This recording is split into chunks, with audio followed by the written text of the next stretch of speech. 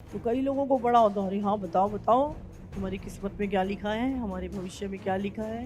लोगों को बड़ी जानने की क्यूरियोसिटी रहती है। आपको पता नहीं आप ये करके व्यभिचारी हो रहे हैं, आप परमेश्वर पे शक कर रहे हैं। प्रभु कहता है जो योजनाएं मैंने तुम्हारे विषय में बनाई है वो सब तुम्हारे कुशल की हैं, उसमें से एक भी तुम्हारी हानि की नहीं। जब कोई हानि की योजना है ही नहीं है तो क्या पूछ रहे हो? हम ब्लेस्ड हैं। परमेश्वर आज कल और युगानुयुग एक सा है, वो कभी बदलता नहीं है, उसका वचन कभी बदलता नहीं है।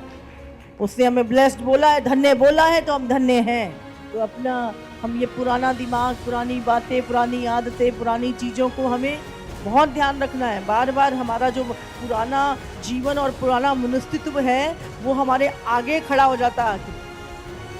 हाँ, वही पुराने वहम, वही पुरानी बातें, बार बार जो पुराना मनुष्यत्व आगे आता रहता है, उनको पीछे ही रखना है। चल पीछे हट और दूर करते जाओ उसको अपने से, और मसीह में बढ़ते जाओ। हालेलुया।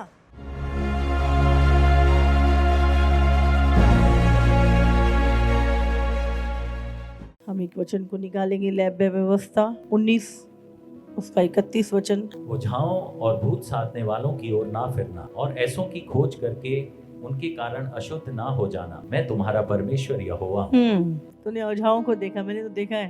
हाँ? खूब झाड़े लगवाए हैं आपने, झाड़ू से, मोर के पंख से, पता नहीं और किस चीज से। हाँ, तो ओझा झाड़े करने वाले और भूत साधने वाले, देखे ना, तांत्रिक भूत साधते, भूतों को जगाते हैं। हाँ? उनको वश में करके उन्हें काम में लाते हैं। तो परमेश्वर क्या कह रहा है? ओझाओं और भूत साधने वालों की ओर ना फिरना। अगर तुम परमेश्वर को जान चुके हो, परमेश्वर, बहुत सारे लोग अभी भी मसीह में होने के बाद भी, हाँ, जरा सी दिक्कत प्रॉब्लम आ जाती है और कोई पड़ोसी बोलता है झाड़े लगा ला, क्योंकि वो झाड़े पे विश्वास करता है।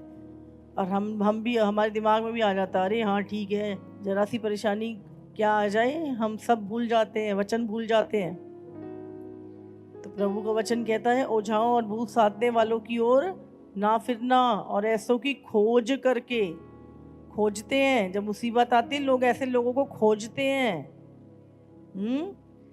के कारण अशुद्ध ना हो जाना। इनको अगर आप खोज रहे हैं और इनकी ओर फिर रहे हैं और इनकी ओर दिमाग जा रहा है इनकी, तो परमेश्वर कह रहा है तुम अशुद्ध हो जाओगे। तुम्हें जो पवित्र किया है परमेश्वर ने अपने लहू से, तुम इनकी ओर फिर के अपने आप को अशुद्ध मत कर लेना, क्योंकि मैं तुम्हारा परमेश्वर यहोवा हूं। हमारा एक ही परमेश्वर है।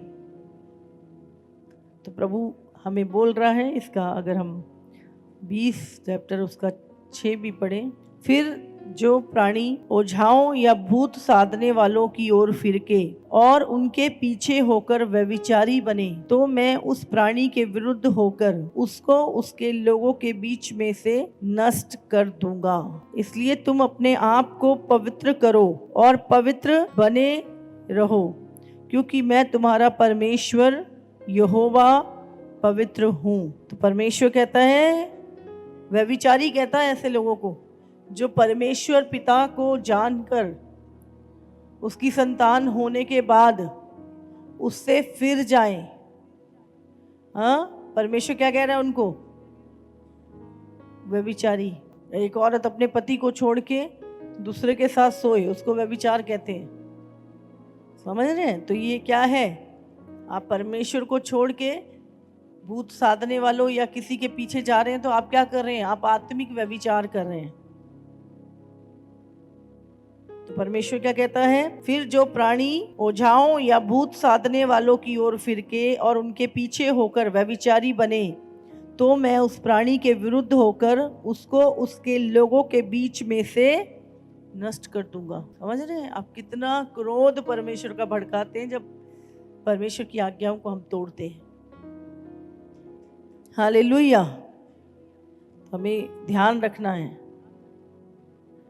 कुछ भी हो जाए, हाँ, वचन नहीं टूटना चाहिए लाइफ में। राजा शाऊल क्या था? हाँ, राजा शाऊल जो था, जिसे परमेश्वर ने अभिषेक किया शमूएल के द्वारा, प्रभु के द्वारा चुना गया, लेकिन क्या है, जलन के कारण दाऊद के पीछे पड़ गया और अपनी बड़ाई के कारण उसने परमेश्वर की बात को टाला और वो अभिषेक को खो दिया, परमेश्वर से दूर हो गया। और उसके बाद जब उसको कोई बात का पता लगाना था, पूछना था कुछ, तो उसने परमेश्वर से नहीं पूछा, उसने अपने सैनिकों को एक क्या बोला कि जाओ एक भूत साधने वाले को खोजो ताकि मैं उससे कुछ पूछूं। और राजा शाऊल ने एक भूत साधने वाली औरत को पकड़ा और उससे पूछने लगा, समझ रहे हैं? और परमेश्वर को उससे प्रभु ने क्रोध किया। परमेश्वर ने कहा, क्या इज़राइल में कोई परमेश्वर नहीं है कि तुम भूत साधने वालों के पास जा रहे हो? अगर कोई दिक्कत है तो हम परमेश्वर को पुकारें, कोई दुख है परमेश्वर से प्रार्थना करें। बाइबल में लिखा है, यदि तुम में कोई बीमार है तो किसी प्राचीन को बुला के, पास्टर्स को बुलाकर, परमेश्वर के अभिषिक्त को बुला के उससे प्रार्थना कराए और वो रोगी विश्वास की प्रार्थना से चंगा हो जाएगा। समझ रहे? भूत साधने वालों के पीछे नहीं जाना। तो यहाँ पर परमेश्वर का वचन प्रभु को बहुत ही, प्रभु क्रोधित हुआ इस चीज से। एक वचन, 1 शमूएल उसका 15 भी निकालेंगे, 22 और 23। शमूएल ने कहा, क्या यहोवा होम बलियों और मेल बलियों से उतना प्रसन्न होता है जितना कि अपनी बात के माने जाने से प्रसन्न होता है? सुन, मानना तो बलि चढ़ाने से और कान लगाना मेढ़ों की चर्बी से उत्तम है। देख, बलवा करना और भाभी कहने वालों से पूछना एक ही समान पाप है, और हट करना और मूरत और ग्रह देवताओं की पूजा के तुल्य है। तूने जो यहोवा की बात को तुच्छ जाना, इसलिए उसने तुझे राजा होने के लिए तुच्छ जाना है। भाभी कहने वाला मतलब से पूछना, भविष्य, मेरा हाथ देख दो, मेरे माथा देख दो, मेरे भविष्य में क्या लिखा है। आजकल बहुत सारी चीज़ें जो है फ़ोन पे, हाँ, बहुत ज़्यादा सम्मोहन विद्या और ये और वो, ये कराओ वो कराओ, भविष्य पूछो, बहुत ज़्यादा आज। और लोग फ़ोन करके पूछ रहे हैं टैरो कार्ड और पता नहीं क्या क्या, दुनिया भर की चीज़ें खुलेआम चल रहा है सब, कोई विरोध नहीं करता इसका। हालेलुया। तो परमेश्वर क्या कहता है यहाँ पर कि हमें भूत साधने वालों के पीछे नहीं जाना। आज बहुत सारे मसीह लोग, उनका जीवन, वो कहते मसीह है पर लाइफ मिलावटी है। आधा पुराना मनुष्य की तरह चल रहे हैं, आधा संसार की तरह चल रहे हैं और कुछ वचन की तरह चल रहे हैं। तो हमें एक मिलावटी जीवन नहीं जीना, हमें खरा जीवन जीना है। हमें एक व्यवस्था, एक वचन दिया गया है। पहले क्या था, हमें जो भी कहता था हम उसके पीछे हो लेते थे, लेकिन अब हमारे पास परमेश्वर का जीवित कलाम, जीवित वचन है। हमें इधर उधर भटकने की जरूरत नहीं है। वचन क्या कहता है, जब आप पढ़ोगे तो आपको पता चलेगा, या वचन को सुनोगे तो आपको पता चलेगा। हम नाम के मसीह नहीं, हमें वचन पे। तो शाऊल को पता था कि वो क्या कर रहा है। शाऊल को राजा परमेश्वर ने बनाया, राज्य परमेश्वर ने दिया, अभिषेक परमेश्वर ने किया उसका। और अब वो क्या है, गलतियां हम खुद करें और जब दुख आए तो हम क्या है, भूत साधने वालों की ओर मदद मांगे। दाऊद से भी गलती हुई थी, ऐसा नहीं है कि दाऊद से गलती नहीं हुई थी।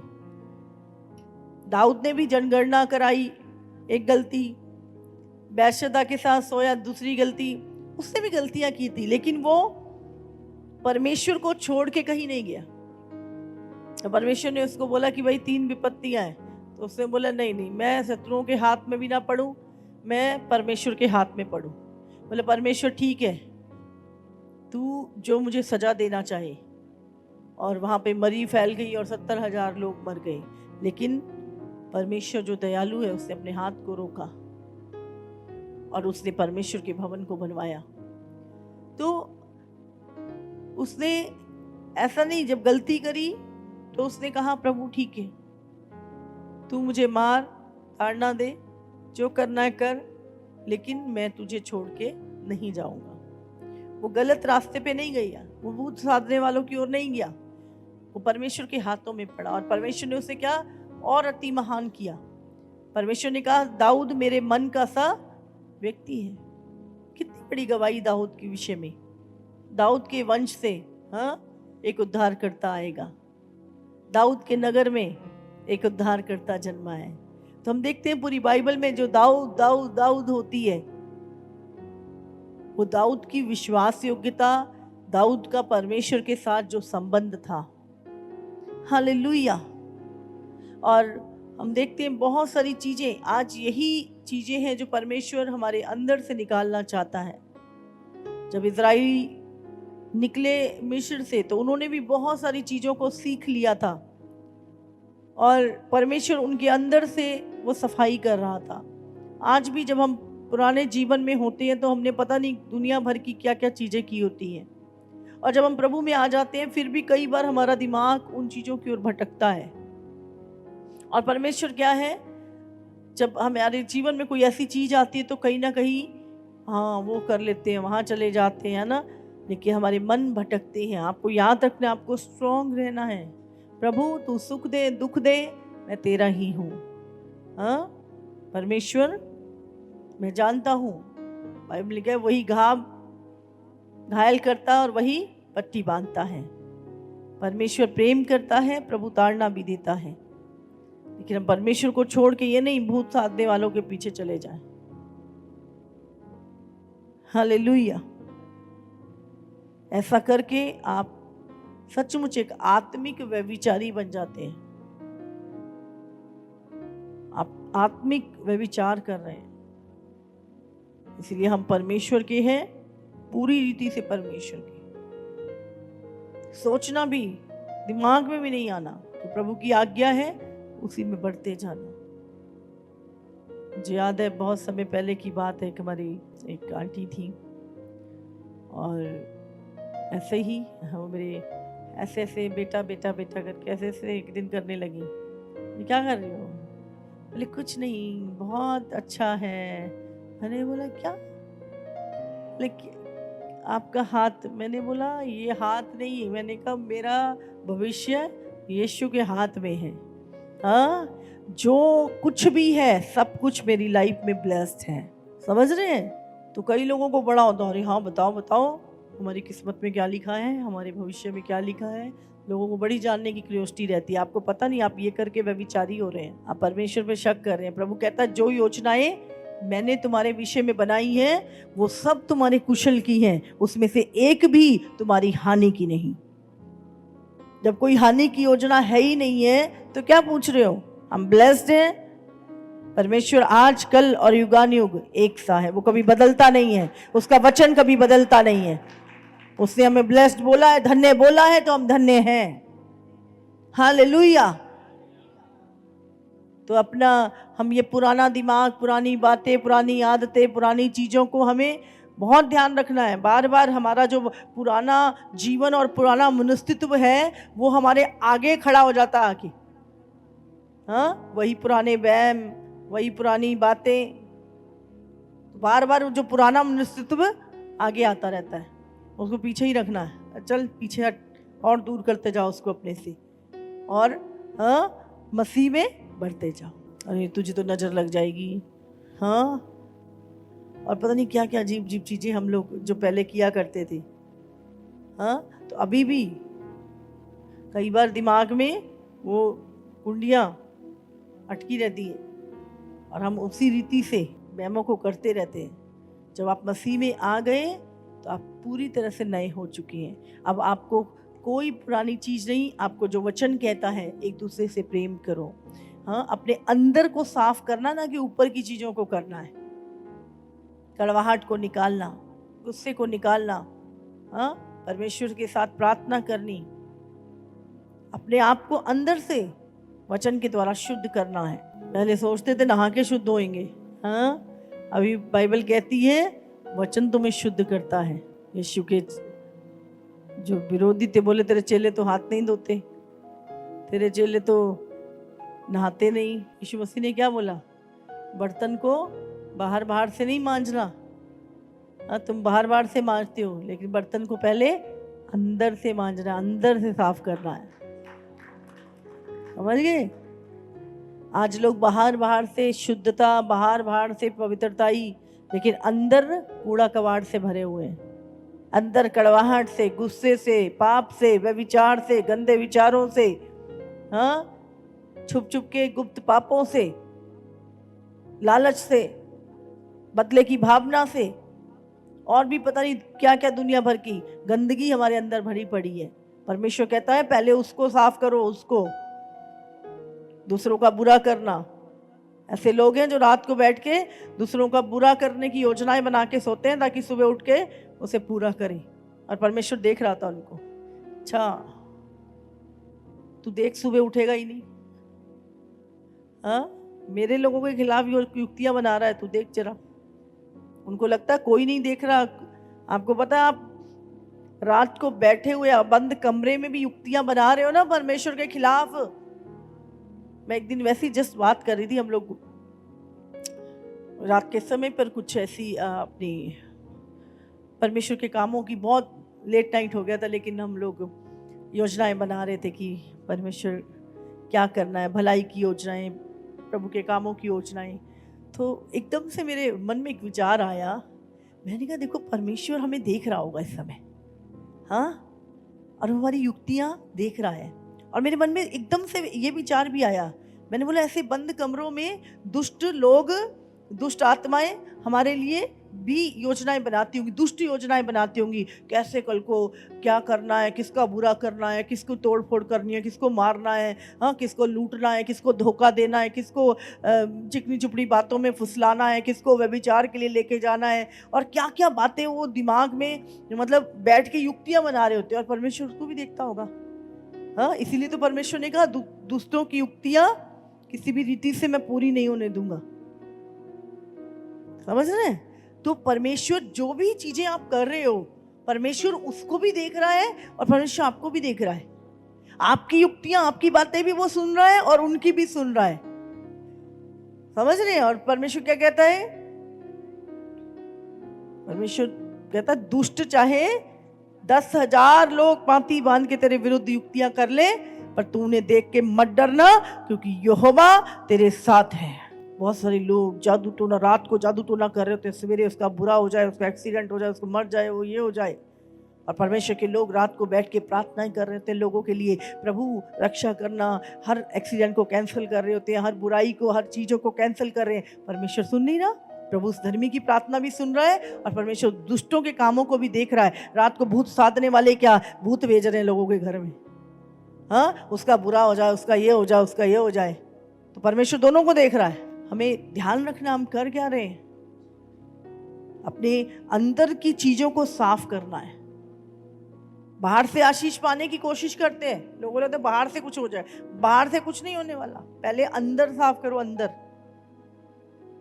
जो तुम्हारे मन में भरा होगा वही तो तुम उड़ेलोगे।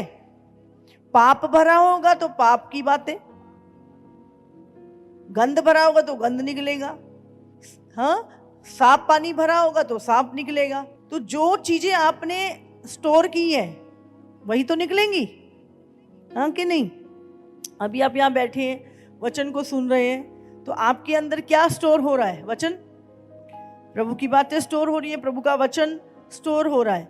और एक समय आएगा जब आपसे अभी कोई जाके बात करे फोन पे, तो आप क्या, वही निकलेगा जो आपने अंदर डाला है। समझ रहे हैं? तो आपकी जो आप दूसरे से बात करोगे तो आप विश्वास की बात करोगे, आप वचन की बात करोगे, आप वचन से उसको सल्यूशन दोगे। तो जो कुछ आपके भीतर जाता है, बाइबल कहती है वही बाहर आता है।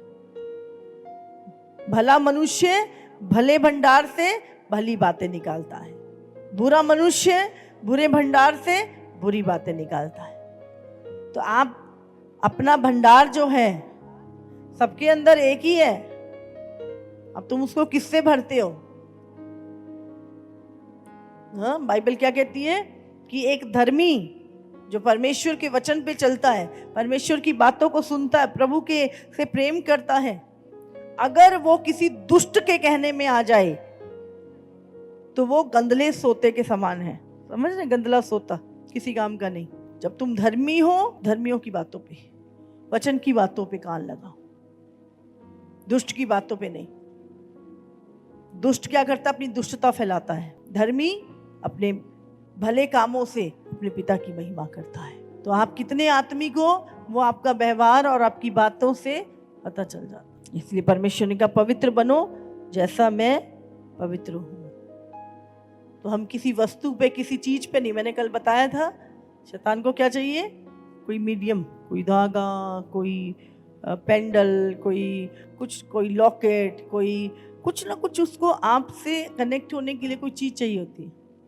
एक मसीह लोग हैं जो आजाद रहते पूरा, हाँ, बाकी तो सब बंदे बंदे बंदे बंदे। एक व्यक्ति को तो मैंने देखा इतना सारा बांध रखा, हाँ, पूरे बंदे, ऊपर नीचे सब बंदे बंदे। मसीह व्यक्ति आजाद है। प्रभु ने कहा तुम सत्य को जानोगे और सत्य तुम्हें हर बंधन से आजाद करेगा। हालेलुया। तो यीशु में आके हम हर बंधन से आजाद हो जाते हैं। हालेलुया। पैर में, हाथ में, बाजू में, पेट में, पता नहीं कहाँ कहाँ क्या क्या बांध के रखते, लेकिन प्रभु ने अपने लोगों को आजाद किया। हालेलुया। हमारे अंदर अंदर पवित्र आत्मा है। बाहर से कुछ बांधने की जरूरत नहीं, कोई कनेक्टिविटी नहीं, डायरेक्ट कनेक्टिविटी आत्मा से है। इसलिए आत्मिक व्यक्ति आत्मा की बातों पे मन लगाता है और शारीरिक व्यक्ति शरीर की बातों पे मन लगाता है। तो प्रभु ने कहा कि तुम आत्मिक हो, तुम शारीरिक नहीं हो। इसीलिए एक विश्वासी का अविश्वासी से क्या नाता? समझ रहे हैं? एक जीवित परमेश्वर को आराधना करने वालों का मूर्ति से क्या नाता? समझ रहे हैं?